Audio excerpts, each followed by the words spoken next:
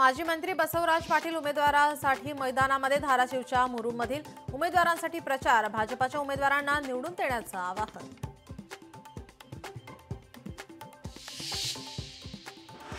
सांगलीतील निवडणुकीत high voltage drama, उमेदवाराला जीवे मारण्याची धमकी। अजित पवारांच्या राष्ट्रवादीचा शरद पवारांच्या राष्ट्रवादीवर आरोप।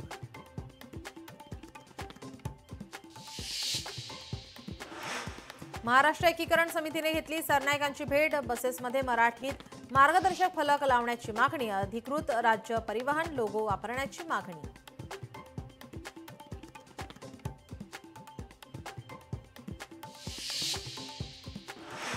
वणीत उपमुख्यमंत्री एकनाथ शिंदेंची सभा संपन्न। उपमुख्यमंत्री एकनाथ शिंदेंकडून स्वकीयांवरच टीका। आमदार संजय देरकर यांनी लगावला टोला।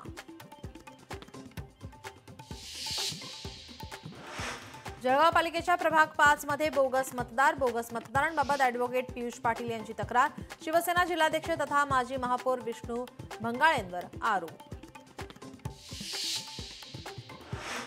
ठाकरेंची मुलं इंग्लिश शाळेत शिकली, भाजपकडून जुन्या कढीला ऊत। मनसेच्या गजानन काळेंची अमित साटम यांच्यावर टीका।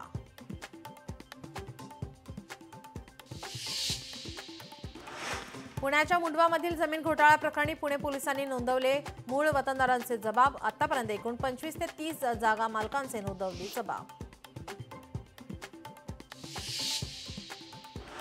घाटी रुग्णालयातून दिलेली जन्म मृत्यू प्रमाणपत्र रद्द। रुग्णालयाने दिलेली 7000 जन्म मृत्यू प्रमाणपत्र रद्द।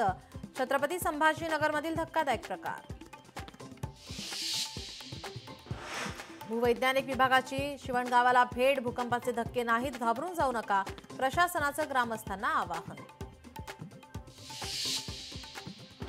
नाशिकच्या ओझर गावात एका भाविकाचा दुर्दैवी मृत्यू। 12 गाड्या उडताना 12 गाड्यांच्या खाली येऊन मृत्यू। चंपाषष्ठीच्या दिवशी 12 गाड्या उडण्याची आहे परंपरा।